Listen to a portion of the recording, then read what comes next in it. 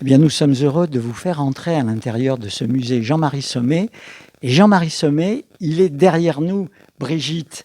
Et c'est un musée qui doit tout à son travail pendant des années et des années. Oui, effectivement, Jean-Marie Sommet donc a amassé une collection d'objets sur Villars et pendant de nombreuses années. Et c'est vrai que ce musée lui est dédié parce qu'il est destiné à mettre en valeur ces objets et à rappeler la mémoire de Villars. Alors, les amis du vieux Villars, eh bien, ont pendant très longtemps récupéré ces objets et ont commencé à les présenter au fur et à mesure. Alors, Monsieur le Président, un mot sur votre association. Eh ben, nous sommes des amis du Vieux-Villars. Nous continuons à gérer ce musée comme l'avait préconisé Jean-Marie Sommet. C'est quand même la mémoire vivante de Villars. Il ne faut pas qu'elle parte. Alors c'est pour ça qu'il faut absolument que ce musée vive de lui-même. Il faut que les Villardaires viennent visiter et nous épaulent aussi. Voilà. Alors, il faut dire que l'inauguration a eu lieu il y a quelques mois. Vous écouterez d'ailleurs sur RCF pendant la semaine consacrée à Villars l'émission enregistrée avec Maurice Bedoin et Chantal Ranchon, avec Pierre et vous, Brigitte. Et la mise en valeur des collections, c'est vraiment un petit bijou. Madame l'adjointe, vous êtes heureuse du résultat maintenant ?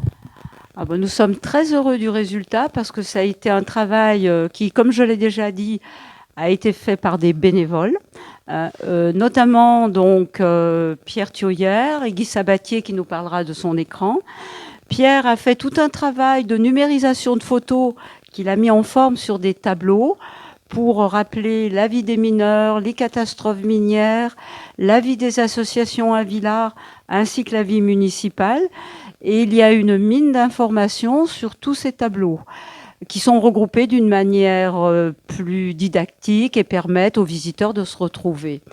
Et puis, vous verrez aussi sur l'écran interactif qu'on va voir dans l'entrée, donc toute une série de données qui ont été collectées et qui permettent aussi aux visiteurs de pouvoir retrouver Villars d'avant, Villars d'après et de pouvoir avoir beaucoup de renseignements sur la ville de Villars. Ben, Madame le guide, en avant. Merci, cher ami. On salue à travers vous les membres de l'association. Et puis, on va aller se promener. Alors, Jean-Marc, tu nous accompagnes. On va, Pierre, d'abord la première salle. Villars, c'est la mine, mais c'est aussi la passementerie. Il y avait plein d'ateliers de passementiers un petit peu partout dans Villars. Il y avait des ateliers de passementier, on l'oublie peut-être un peu plus que la mine, mais tout le quartier du Bois-Monzil, par exemple, était occupé par des passementiers. Les deux principaux métiers de Villars, c'était la mine et le textile, la passementerie. On disait en souriant, le noir et le blanc, avec la soie et le charbon. Voilà, c'est aussi un petit peu l'histoire de la ville de Saint-Étienne et de tout le territoire. Et dans Villars, on reconnaît encore certaines maisons avec de grandes fenêtres qui permettent de repérer où étaient les passementiers. Voilà, on a encore les maisons de passementiers. On en a mis d'ailleurs certaines. Allez, on va se promener. Jean-Marc, tu nous suis ? Alors, il y a plein d'objets, bien sûr, qu'on peut regarder, qu'on peut admirer. Il n'y en a pas trop, c'est aussi un peu le charme de ce musée, c'est qu'on ne croule pas sous les objets, sous les choses à découvrir. On n'a pas tout mis, on a essayé de faire une sélection d'objets, parce que c'est vrai qu'il faut mettre l'essentiel, on pourra changer les objets, mais il ne faut effectivement pas faire crouler le visiteur sous trop de choses. Alors voilà la passementerie avec ce beau plan de Villars et la localisation donc de nos amis passementiers. Et le quartier, Michard et le Bois-Monzil. Voilà, et puis quelques belles productions de nos oui, passementiers locaux. On a des livres justement qui montrent des échantillons. D'ailleurs, ce métier qui est là, qu'on a récupéré et qui ne marche pas, est un métier d'échantillon qui date donc des années 1888. Voilà. Impressionnant. Allez, c'est un métier qui a été donné à Jean-Marie Sommet. Voilà, Jean-Marie a eu beaucoup de dons. De dons, et notamment ici aussi, on a un autre métier qui a été donné par Monsieur Mars, Monsieur Mars est une personne qui possède une maison à Villars aussi et qui a fait don de ce métier à Jean-Marie Sommet. Eh bien, allez, on passe à la salle suivante. Donc une salle où il y a aussi un certain nombre d'objets, un certain nombre de photos sur la mine et les mineurs. Alors vous voyez, il faut prendre le temps de regarder. Là, c'est les photos qu'on a conservées de Jean-Marie Sommet qui n'ont pas été mises sur des panneaux et qui représentent, je dirais, Villars d'autrefois. Hein.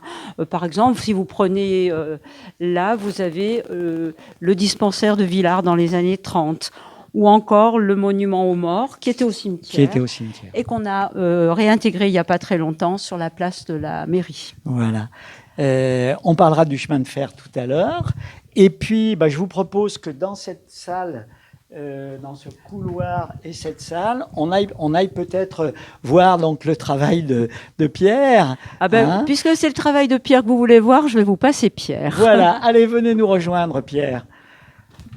Alors, au fond, l'idée, c'est de nous permettre de découvrir la vie des Villardaires, au fond. Et puis, de ceux qui ont administré la commune, parce qu'en fait, le remarquable travail de Jean-Marie Sommet, il avait aussi quelques petites lacunes, parce qu'aujourd'hui, on a la chance d'avoir l'outil informatique qui nous permet d'accéder beaucoup plus rapidement. Et ce remarquable travail, on est allé un petit peu plus loin, essayer de retrouver des photos, de donner corps à tout ça. Alors nos élus déjà, puis l'évolution démographique de la commune, savoir un petit peu la révolution industrielle, ce que ça a apporté. Et on voit cette révolution en 10 ans. La commune passe de 3300 habitants à 6500 habitants. C'est les quartiers neufs. Et puis les quartiers hauts. Les quartiers hauts, voilà. L'orthographe du nom, on dit les Villardaires. On dit les Villardaires, on se demande pourquoi, parce que Villars prenait un D à l'origine. Voilà. Alors qu'aujourd'hui, on ne s'appellerait pas les Villardaires, on pourrait s'appeler les Villarcères. Voilà. Alors ici, là aussi, des panneaux qui expliquent l'origine de la famille Matvon de Curnieux. Notre concitoyen le plus illustre, on va dire, un Jean-Louis Matvon de Curnieux, qui a été citoyen d'honneur de la commune de Villars. La famille était implantée ici. C'est la première à avoir exploité les concessions minières. Mais lui, il a fait parler de lui parce qu'il était baron d'Empire et qu'il a participé à toutes les campagnes napoléoniennes et qu'il n'est pas revenu de la campagne de Russie. Il a couvert les arrières lors de la bataille de la Bérésina et il est mort en 1812. Et l'histoire raconte que son cœur a été ramené à Villars. Alors, quand on avance, des objets aussi chargés de sens. Je pense à celui-ci, je le trouve très émouvant. Oui, le bâton de tambour-major. Alors, on en avait d'autres. On n'a plus que celui-là qui est à peu près en état. On le retrouve sur beaucoup de photos de classe. On a aussi la chance d'avoir pu, grâce à Jean-Marie Sommet et puis des familles qu'on a sollicitées, de retrouver beaucoup de photos de classe.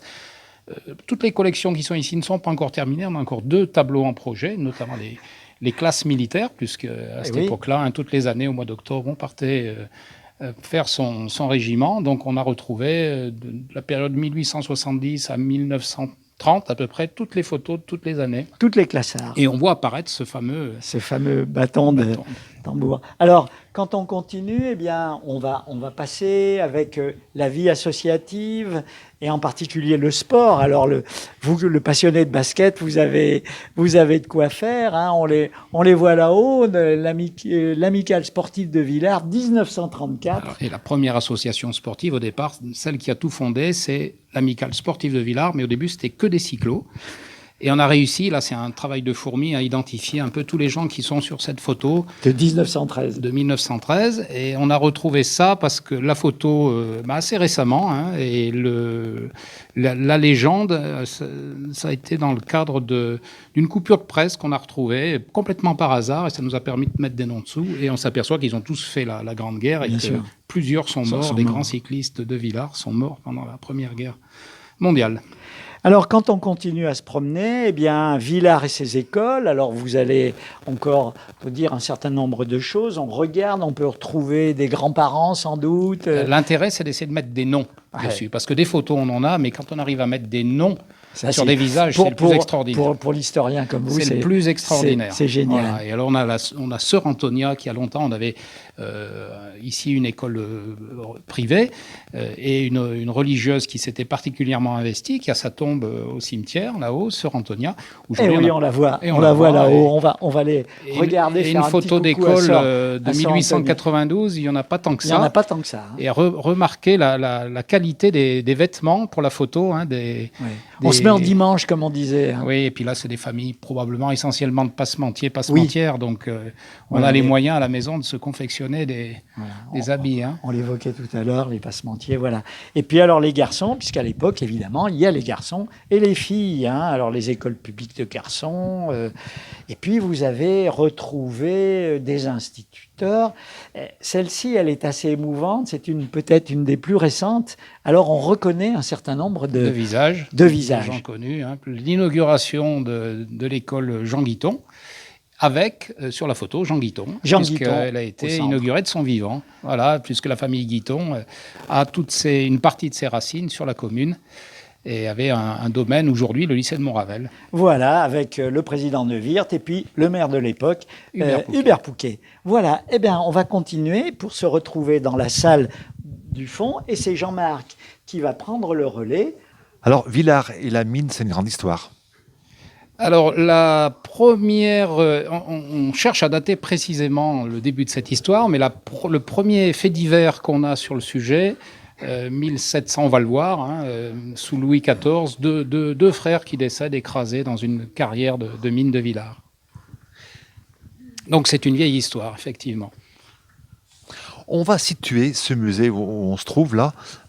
On est pas très loin de la Feuilletière, on va dire, pour situer le bâtiment où on se trouve là. Alors, on est à flanc de colline. Oui.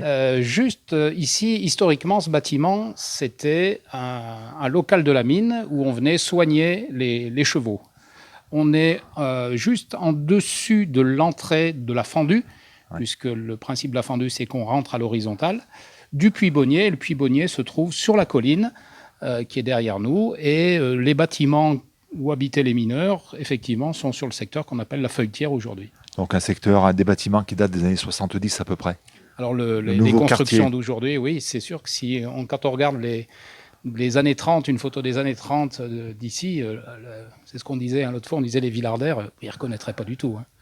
Ils ne reconnaîtraient pas du tout, ça a La mine changé. a été exploitée à Villars pendant combien de temps ? Allez, on va dire de 1700 à 1950, voilà, 250 ans d'histoire. Et puis là, donc, on est dans une magnifique salle. Alors, on voit d'abord une magnifique maquette.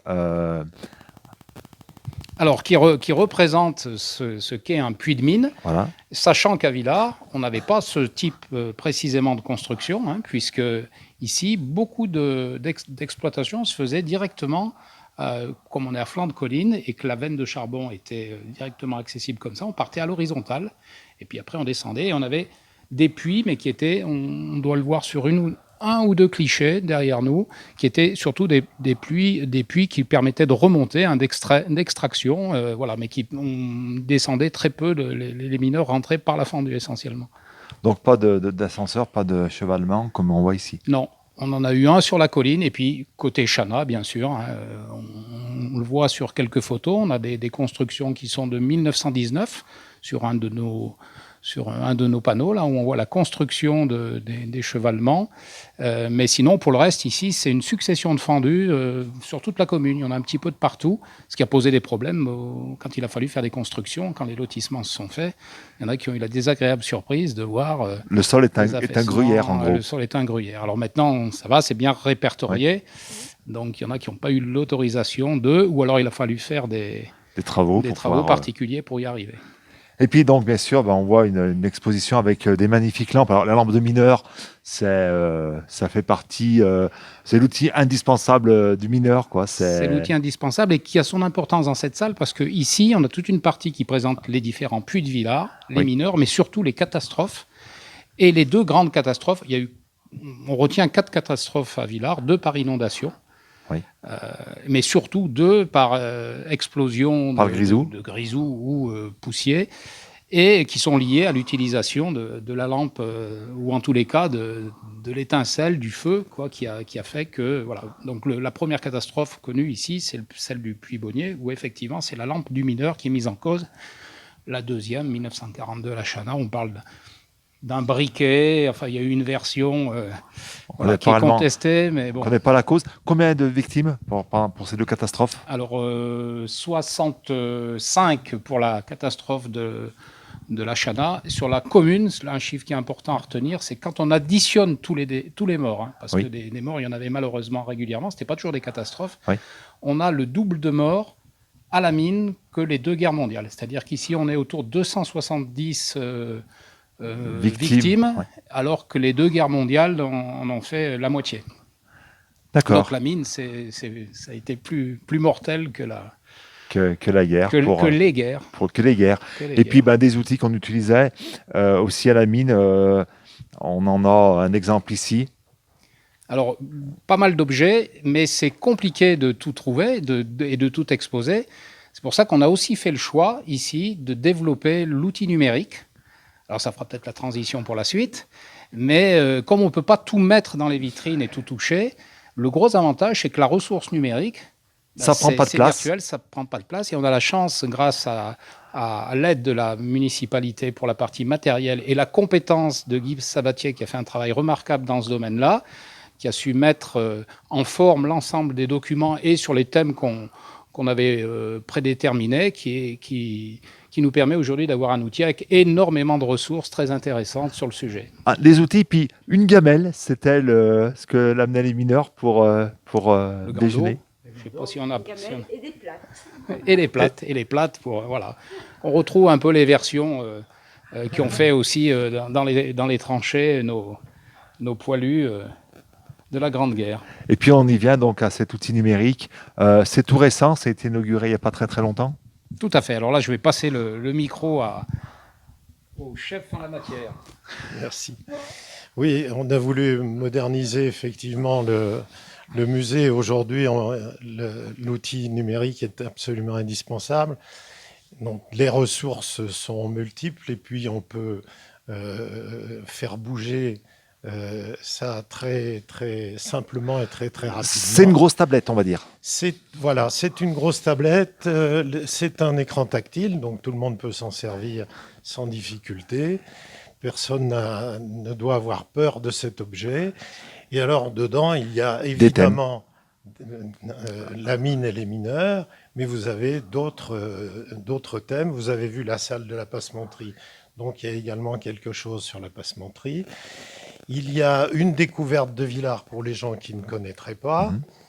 Des photos, je vous les montrerai tout à l'heure, des photos de Villars d'hier et de Villars d'aujourd'hui. On en parlait il y a quelques minutes. La guerre. La guerre et donc les poilus et les autres morts des deux autres guerres, enfin la Deuxième Guerre mondiale et puis même l'Algérie et l'Indochine. L'arrivée du chemin de fer. C'est important parce que donc important. La première ligne de chemin de fer, c'est Andrézieux-Saint-Étienne et ça passait par Villars. Il y a encore des vestiges. Et oui, il y a le pont, on le voit ici. Le pont, je clique pas au bon endroit. On le verra peut-être plus tard. Alors voilà, si vous voulez quelques images ici, c'est à Andrézieux. Il y a beaucoup d'autres choses sur le chemin de fer, mais je suggère aux gens de venir sur place et de s'intéresser à cette affaire. Je vais vous montrer juste quelques images pour illustrer ce que l'on peut faire ici. Une vue générale de Villars, une vue ancienne. Et puis, si je clique dessus, je trouve les légendes. Si je reclique dessus, j'ai la vue actuelle. Et si je clique encore, j'ai les deux en même temps. Tous ces documents, il a fallu les numériser. C'était un travail énorme. Oui, c'est un travail, mais il ne faut pas en exagérer non plus la portée. Ce sont des archives. Pierre Thiollière en a un certain nombre, et puis on les trouve aux archives départementales, aux archives municipales. Les autres, bien, ce sont des photos qu'on a faites nous-mêmes, bien sûr. Bien sûr. La suite de la découverte, ça va être avec Jean-Claude. Alors, on peut peut-être aller à la dernière chose que vous proposez, c'est-à-dire le quiz. Ah. J'ai trouvé ça trop joli. Oui. Menu prêt. Alors, vous avez vu, c'est hyper simple. On appuie, hop, on y est tout de suite. En 10 secondes, on a compris comment ça marche. Alors, le quiz sur Villars. Eh bien, voilà. Une fois qu'on a tout regardé, on passe à l'interrogation écrite. Exactement. Alors, il faut avoir visité le musée, ou il faut avoir visité Villars, Voilà. ou il faut être de Villars et connaître bien son sujet. Et alors, on se dit, mais où se trouve cette plaque? Eh bien, si on ne sait pas, on a... Qu'est-ce qui me fait? Oh. Ah, alors là, il y a un petit bug. Voilà. Ça fonctionne. Ça y est, ça marche. Voilà. Donc on nous dit, ceci est le vestige d'une tour de l'enceinte du vieux château du domaine de Curnieu, XVIe siècle, et c'est localisé. On a un petit point qui nous indique. Donc, on peut aller la voir. Et ben, Eh ben voilà le principe. oui, C'est génial. Ça permet de faire découvrir la ville, bien entendu. Voilà. Il y a... Allez, la dernière, Oui, votre coup de cœur. Votre coup de cœur dans toutes celles qui vous semblent la plus étonnante, la plus représentative de Villars, ce qui vous a peut-être la plus surprise, parce que vous avez dû découvrir avec Pierre puis vos amis des choses inattendues. Alors à vous, Pierre, vous alors là, commencez. C'est une colle, tu veux pas m'aider? Allez, Pierre. Coup de cœur. C'est que des coups de cœur. C'est quoi? Ah Oui, bah oui, c'est oui, ça. oui, oui, oui. Allez, Pierre, Non, mais dites-nous. moi j'aime bien le petit quiz. Le petit quiz, ça vous plaît? J'aime bien le petit quiz. Ouais. Ouais, parce Mais que sinon, ça- sinon on a Là- aussi découvert Villars. Oui, là, moi j'aime bien. Voilà. Moi je trouve que la carte des puits de mine, là. Là, c'est pas la carte Ah, des puits de mine, c'est la carte des points essentiels à voir dans Villars. Et donc, on peut voir Ah, génial. la photo. Voilà. Donc, ça permet aux gens qui ne connaissent pas Villars de trouver un certain nombre d'endroits. Bah, Voilà le fameux pont. le coup de cœur, c'est peut-être ça aussi. C'est le monument de Villars, enfin, qui se partage avec Saint-Priest d'ailleurs. Et puis que vous avez bien mis en valeur. On le voit maintenant. On peut le voir. Avant, c'était un petit peu Bah, il est enfoui. sur une propriété privée, là. Eh oui. Donc, C'est très compliqué. C'est très compliqué. Les photos avant-après aussi sont très appréciées. Voilà. Donc on a vu une vue générale. On y On est, peut... là. Enfin, moi j'aime bien celle-ci, moi. Allez, ben voilà. Alors là, directement les deux images côte à côte. Et alors le fameux puits Et Bonnier, le puits là-haut, Bonnier, tout à fait. Pierre nous l'expliquait tout à l'heure, c'est la fendue et on sortait le charbon par le haut. Et puis voilà, maintenant, la rue de la République. Il y en a une aussi qui, moi je trouve parlante, c'est la place Gambetta et la rue Danton. Celle-là j'aime bien, donc c'était la place Gambetta, l'année 1914, Avant la Grande Guerre. Avant la Grande Guerre, Oui. ça doit être marqué quand on voit là, 1914. un peu avant La 1914. rue Danton n'existe pas. Et voilà. Et la voilà. Moi, je trouve que ça, c'est aussi parlant. On n'a pas l'impression d'être au même endroit. Voilà, écoutez, merci. J'espère vous aura donné envie de venir voir ce musée, rencontrer les passionnés qui le font vivre. Et puis, bon vent au musée. Vous avez encore plein de projets, Pierre, je crois. Plein de projets. Les journées du patrimoine, on a eu une réunion tout à l'heure pour préparer les journées du patrimoine. Et puis après, voir avec les amis du Vieux-Villars comment on peut dynamiser un petit peu tout ça, continuer à faire produire des ressources, mettre en place un petit groupe de recherche, parce qu'aux archives départementales, il y a encore plein de choses à retrouver. Le musée sera ouvert pour les journées du patrimoine. Donc, c'est vrai qu'on invite toutes les personnes qui ne l'ont pas encore vu et qui veulent le découvrir à venir. Eh bien, écoutez, merci de votre accueil. Merci à Et vous. puis, merci à Jean-Marc pour la réalisation technique.